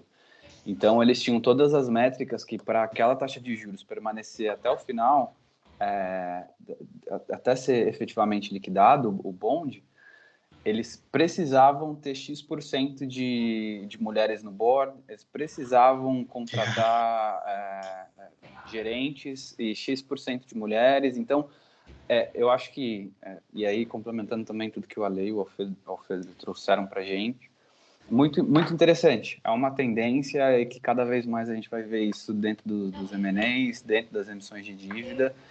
E, enfim, eu acho que a gente precisa se atualizar cada vez mais. Né? E é um assunto que está muito em alta. Legal que o Ale trouxe para a gente. Mas, enfim, não sei se mais alguém tem alguma dúvida. Vai lá, Lucas. Nessa questão do valuation, qual que é a diferença principal entre você fazer um DCF e fazer um merger model, por exemplo? Os dois, você tem dois aspectos, né? O merger model, você diz você combinar as demonstrações financeiras e ver quanto que a empresa vale com a combinação das duas. Isso. Você vai conseguir, no merger model, identificar melhor o que são as sinergias, mas você vai ter que pagar pela empresa, né, o valor individual. Ou, no merger model, você vai fazer uma fusão de fato e ver se tem quem que vai ficar com qual percentual, né, qual empresa que está agregando mais valor nesse valuation. Então, normalmente você faz os SIs e depois você faz um outro combinado. Então, você adiciona um pouco de complexidade, mas você faz aqui o valuation. Quanto que a empresa vale? As is ela vale, ou sozinha ela vale tanto. Com a combinação, quanto que valem as duas? Se eu tirar quanto que valem as duas juntas, menos quanto que vale a minha empresa, eu tenho quanto que vale a target com sinergias. Né? Então, são algumas ferramentas para você ver o antes e o depois, comparar o negócio, entender se faz sentido uma fusão ou não. Mas você tem as duas formas. Você pode fazer ela as is, colocar sinergias dentro, aí você tem os dois valores, ou fazer esse merger model e você tem uma dimensão melhor, inclusive de múltiplos, né, de indicadores. Então, como será que fica a minha dívida líquida depois da combinação? Então, são algumas ferramentas que te ajudam muito a ver como que a empresa vai estar de margem. Né? Às vezes eu estou comprando um negócio que ele é muito grande, mas tem um EBITDA percentual menor, como que fica a minha margem combinada, como que fica o meu endividamento combinado. Então, é uma ferramenta interessante para ver como que vai ficar esses indicadores da empresa depois da aquisição. Entendi, perfeito, obrigado. Boa. Boa, pessoal, sensacional. Agradecer de novo aí o convite, a participação, e acho que vocês estão, tenho certeza que vocês estão no caminho certo, esse desenvolvimento, o conhecimento que faz um mercado cada vez mais forte, um mercado melhor e que é um mercado de meritocracia, né? Então, ele trabalha com os melhores, ele tem as oportunidades, então agradecer a todo mundo que acompanhou aqui os vídeos e a gente construiu um mercado aí sempre crescente. Pessoal, eu queria agradecer, em nome do Black Finance, a presença de vocês e queria agradecer a presença do Alexandre aqui em nome da Fingo. Ale, muito obrigado, cara, mais uma vez uma aula sensacional. Assim, vai fazer assim, parte da nossa formação por muito tempo. Então, eu quero agradecê-lo, dizer que a tua participação e a Fingo tem sido imprescindível aqui no nosso programa. Então, gente, mais uma vez eu queria agradecê-los, desejar um bom final de semana para todos e até a semana que vem estaremos aqui novamente. Pessoal, muito obrigado, Ale, mais uma vez muito obrigado e um grande abraço a todos. Valeu. Bom dia.